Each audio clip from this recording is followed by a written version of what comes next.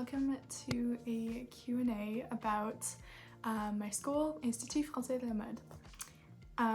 I have received many questions about the school and what it's like and applications and all that, so I decided to make this video because it seems like a lot of you wanted it. And by the way, I am in the BSc in Management for Fashion and Creative Industries, aka Fashion Business Management. So that is the program I'll be giving answers to. I have also received a lot of questions about design programs, but unfortunately I really don't know much about those, so good luck. But feel free to still watch the video. I just don't know if it applies to you necessarily. Will tea be spilled? Who knows? But anyways, yeah, I hope this is instructive and helpful for everyone who's wanting to apply. Okay, so the first question I've gotten so much is the program in English? Do I need to know French? It's French mandatory? I don't know, all of the above. So talking about the language, yes, the program is in English. Everything is in English. Presentations, written, classes, everything. So it is an English program. However, if you are an international student and you don't speak French, you do have to take French classes as part of the curriculum. And if you are French and can speak French, you do have to take either Italian or Mandarin classes, I believe. So me personally, I was in like a bilingual school in elementary school, so I do have like a basic understanding of French coming in, but yeah, honestly, like most of my friends are just like complete beginners at French and they haven't had any problems. About internships, you are in France, so I'm assuming that a level of French is, I don't want to say like appreciated. Well, no, it is appreciated.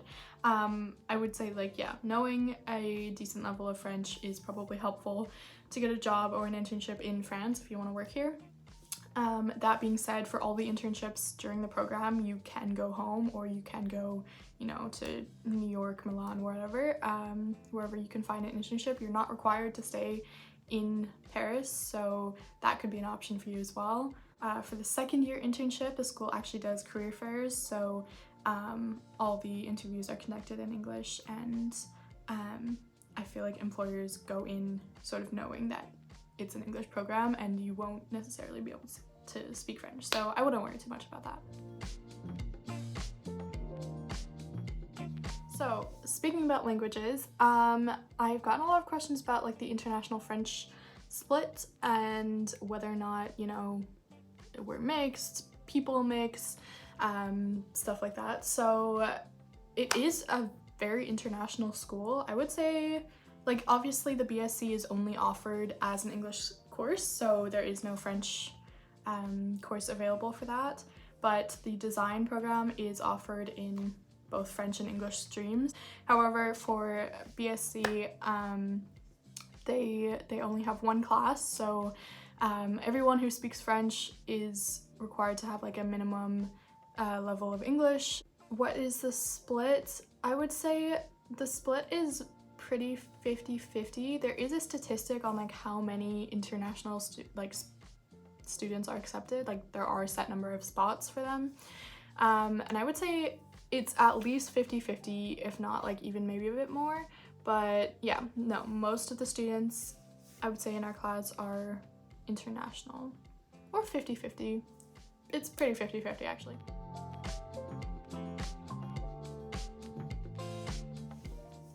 Okay, let's talk about the course itself.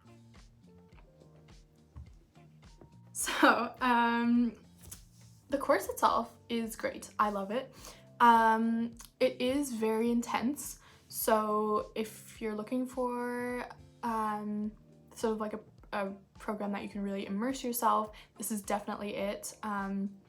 Some days, I don't want to scare you, some days we have classes from like 9 a.m. to 8:30 p.m. or yeah, some crazy long days like that.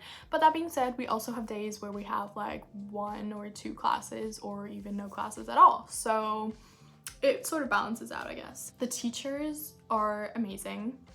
I just want to start by saying that. They're all like industry professionals or have some sort of experience in the industry, and honestly, like, the teachers are probably one of my favorite parts of the program.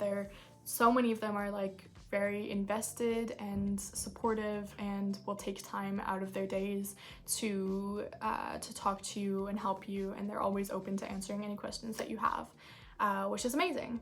I am in I believe it's the 3rd year of the program running. So actually it's a really new program. The first year of like students that ever took the program are graduating this year. So it's very new, and they're still sort of like working out details on like how the course is structured and what classes are offered and how the timetable is made. So I'm not gonna say that it's perfect, it's definitely not, but they ask each class for feedback after every course. So you know, as the years go on and the more feedback is incorporated, basically they're building the course around what previous students have said. So basically it's like a student built course, you could say. It just is going to take a bit to like fully iron out everything, you know? The thing about IFM is that you're not going to get a set timetable. This is really important for me to share because coming in to IFM, I did not know this. So they don't say it anywhere on their website or anything, but yeah, coming into the program, there is no set schedule. Every day is going to be different. Every week is going to be different. Every month is going to be different. It's like that. If you're the type of person that likes to switch things up and likes to be like involved in something new a lot of the time, that is great for you. If you're someone who likes structure and like very, you know, like a set routine, you know, you might have some issues. But that was me. Like, I was the second one. I felt like I needed like a set routine. It's so stressful to me to not like know sort of what's coming, and it like if there's too much on my plate, I get overwhelmed. So yeah, for me it's fine, to be honest. It depends on your personal style, and I've had to, I know, like adapt sort of my way of working in order to accommodate the fact that we don't have set classes. On top of that, you know how like, especially I know in North America, universities have like maybe 4 or 5 classes a semester, and they're all semester and they all have like set end dates. You have a midterm and a final. Yeah, no, that is not this at all. So yes, our year is divided into 2 semesters. First semester ends in January and second semester ends in June. And there are no midterms, only finals and projects, of course. And each course is not the same amount of time. So you could have a course that's like 20 hours, or you could have a course that's literally a 1-day workshop for 10 hours, 5 hours, whatever. In the first semester, we took 11 classes, I believe, basically at the same time. They stagger the starting time so that like you'll end one class like sort of when you have a new one. But yeah, there's definitely like overlap with new classes, if that makes sense. I know, like, I feel like when I say it like this, it sounds super like overwhelming, but I mean, there's like 90 of us in the class and no one is failing that I know of, so, you know, it's fine. But yes, there are 11 courses. Again, they might change that in the coming years depending on my class's feedback. So maybe you won't have to, you know, deal with that, but yes, 11 courses in one semester. That's in one semester, not in the year. The second semester is, so far I think we've had like 9 courses, and then a bunch of like 1-day workshops. So yeah, take that how you will, but I will say that like IFM as a school, I think, is very academically rigorous. Like, they want people to be involved and focused, and you know, like, it's a competitive school, so they're trying to position us to be, you know, like, strong workers in the industry, which means that they do have high expectations. They do sort of, I feel like, have the expectation that your main priority when you're here is to go to school, not, you know, to have things outside of school distracting you. I have tennis every Monday, and I've had to miss some of my tennis lessons because they scheduled a class at like 6:30 at night, or, you know, stuff like that. Sometimes they will switch classes last minute. They'll try to give you as much notice as possible, but our teachers are industry professionals, so if something comes up for them and they can't teach the class, they have to work around the teacher's schedule in order to like fit the class back in somewhere else. And that means that, like, yeah, classes do end up getting scheduled or moved with fairly short notice, so yeah. Okay, sort of continuing on this topic, I'm gonna say no. It is not possible to have a part-time job during this school. Okay, let me rephrase that. It is, but I wish you luck. Yeah, like I was saying, the school is very much of the mindset that if you're there to go to school. So while they do say that it's possible to have a part-time job, many of my friends, or like a few of my friends, have tried, and the fact that the schedule, like the hours, are just so random, and like there's no set timetable. Like, you cannot say, oh, I have school from 9 to 5, but after 5 I can come and work every day. Like, you just can't do that because every day is different times, every day is different. I would say the only exception to that is weekends, like Saturday, Sunday, we do have off. It's very hard to tell like an employer that you can't really tell them your schedule until like a week in advance, or it just changes every day. Like, you do get your schedule, you get your schedule for the whole year at the beginning of the year, but every week is different. It'd be very hard for the job to schedule you, if that makes sense. Okay, let's talk about the male-female split. So it is a fashion school, and that being said, I feel like more women tend to apply in general. So yes, there are many more females than males in my class. But however, that's not to say there are guys. In my subgroup of 30, so our whole class is like 90 people, and then we have like subgroups for like little smaller seminar classes. So in my subgroup of 30, around 8 I think are guys, which is not like a terrible split. So yeah, if you're a guy and you want to apply, please don't be discouraged. That being said, I would say the design program is very much 50-50 at least, or I want to say like maybe even more male.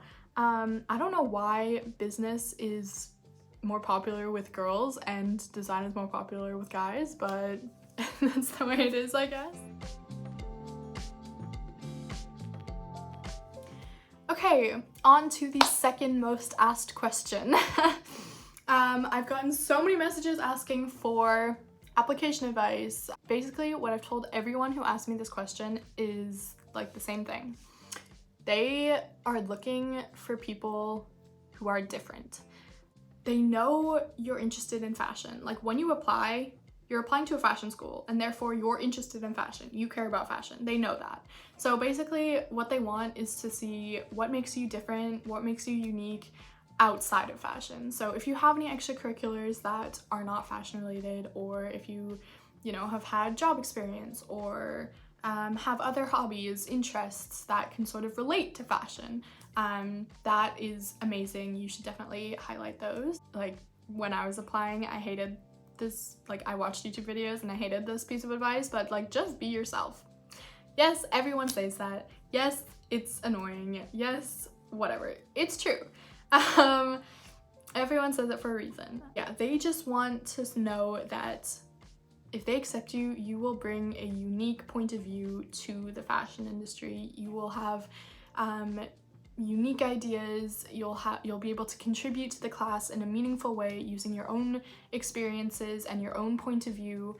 That's why also being in an international program is so amazing, because you have people from all over the world with such like hugely different life experiences and different outlooks on life, that it really just like is great to hear other people's input on things, because everyone looks at problems and looks at solutions in vastly different ways. So yeah, that's basically what they want.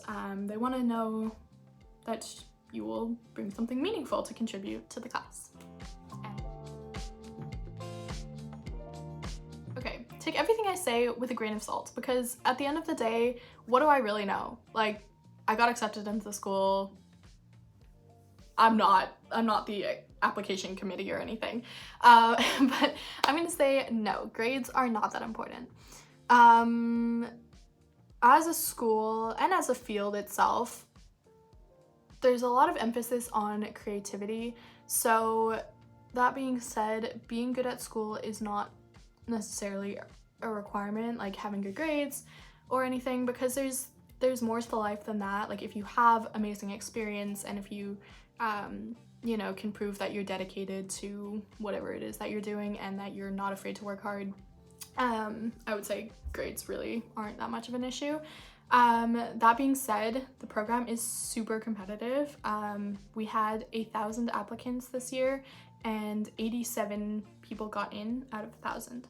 So this is the third year of the program. I'm going to assume that as the program like gains more interest, there's just going to be more applicants.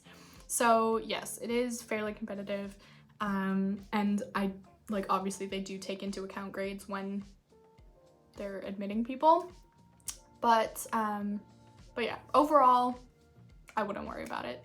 Grades once you get in to the program are important, because teachers, like some teachers grade really harshly, unfortunately, and like I came from being a straight 8 student in high school, like a high like 90s student, and I barely passed some of my exams. So I don't want to say that to scare you at all. I feel like everything I say is like gonna be so scary to applicants, but no, like lots of students come from different academic backgrounds and everyone's doing fine, but yeah, it is a lot of work and you will have to study and the exams are challenging. Just have that in mind.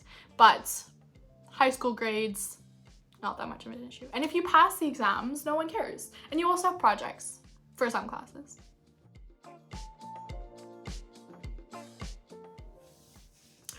Okay, let's get into it. Let's talk about exams and marking. So, like I mentioned earlier in the video, there are no midterms.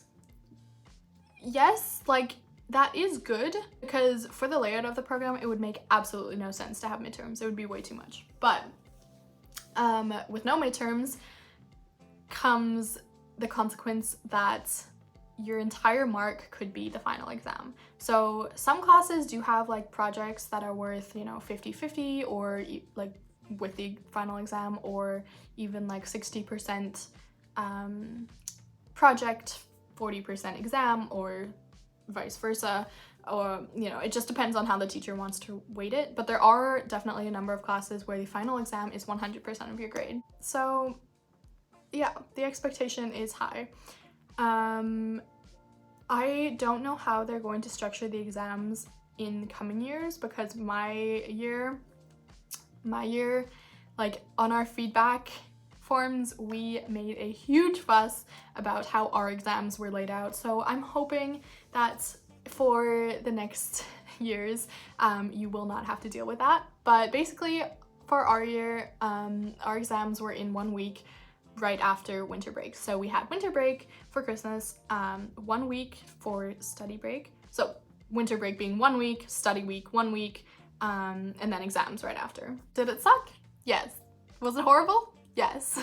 Was it unfair? Also yes. Did we all complain about it? You bet we did. So I feel like they won't do that next year, hopefully. And yeah, it was really annoying, but it was fine. We got through it. For the end of the year, like our upcoming exams, they're spread out, so we, like, throughout, what is it, March? Throughout March, April, May, and June, we have like 1 or 2 exams per month, which, you know, it just depends on how you work, if you prefer like all your exams together or spread out. To me, I don't really have a preference yet, so yeah, it is what it is. So going back a bit about what I said, that's not English. Going back a bit to what I was saying about like not really being able to do things outside of school. Student life is, I don't want to say non-existent. There's definitely things, hear me out, there's definitely things, but it's not a school where you have a bunch of clubs. It's not a school where you have electives, you know, it's not about that. Again, like, coming from a North American point of view, so many universities have frats or clubs or, you know, what have you, like, so many options. You can pick your courses, you can join, you know, sports. That's not a thing here. So yeah, IFM is very much a academically, like, industry driven school, meaning that we have so many opportunities to meet industry creatives, industry professionals, and talk to them and ask them questions. We have an amazing series called Meeting with Creatives, where they invite professionals from the industry to come and, like, speak, and it's free. You can sign up and go. I think this week we have the CEO of the Cartier Foundation's Contemporary Art Collection, which is super cool. Last week we had a shoe designer from Louis Vuitton come in. So that's really cool. And that's optional, but you can sign up if you want to. We also have talks around sustainability, workshops around sustainability, stuff like that. But yeah, sports, no. We do have yoga. I believe it's a student-run thing. We have dance and yoga, I think. So two sporty things that are run, I believe, by, like, the student association. We have, like, a bureau d'élèves, which is the, like, student council. It's student council in French. They have elections at the beginning of the year, and there is one for events. So yeah, there are events around the school. It's also, like, club, like, student organized club nights where you can, like, go and you have a discount to go to a club if you're part of the school. So that's really cool. But other than that, yeah, I don't know. I don't know what I was expecting. I was expecting some sort of, like, clubs, to be honest, but no. Just, it's not really what they're about. Okay, so I also got a lot of questions about housing. I am quite far away from the school, actually. I live in Noisy-le-Grand, which is on the RER line. And as you can see here, it's like a huge student and young working professional, like, living complex.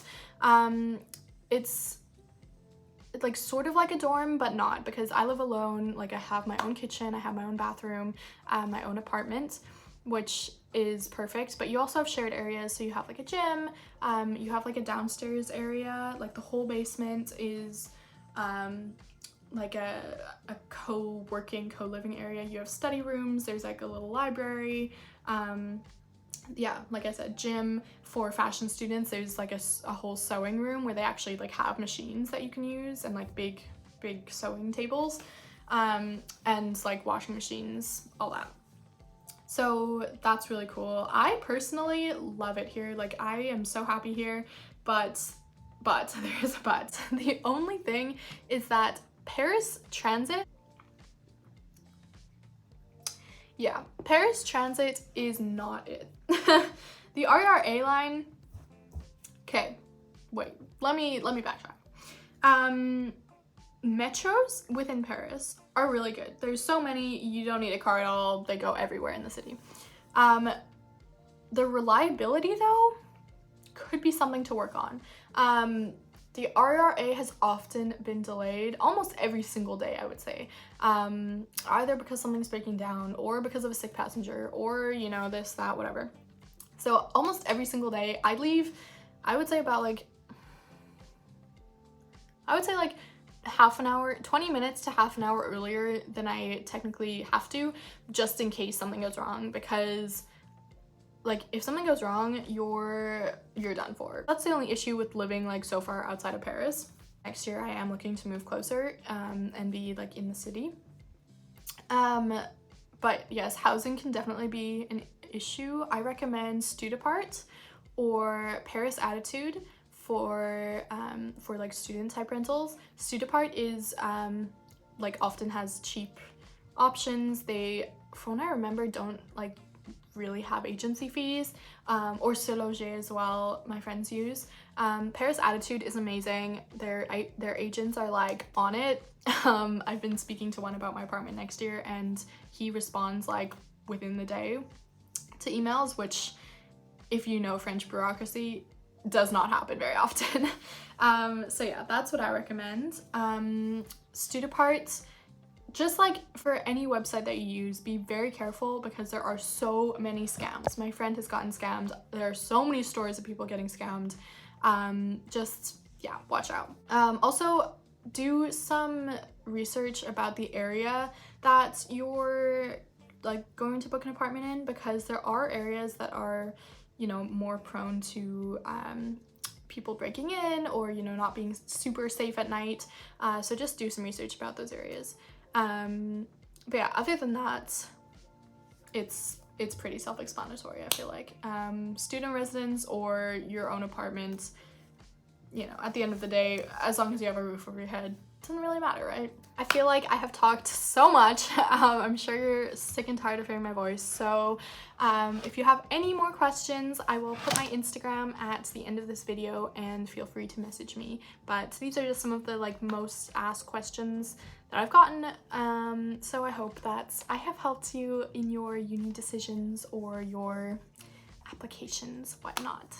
Yeah, and if you like, I don't know, message me on Instagram and I don't see it, just like keep messaging me, because sometimes I will like open the message and then like be at school and not, you know. I wish you the best of luck, and if you do end up getting in and see me in the hallways, please feel free to say hi. I always end my video with love you all, miss you all, and see you all next time, but seeing as this is not the friends and family audience, that seems a bit weird, so yeah. Bye.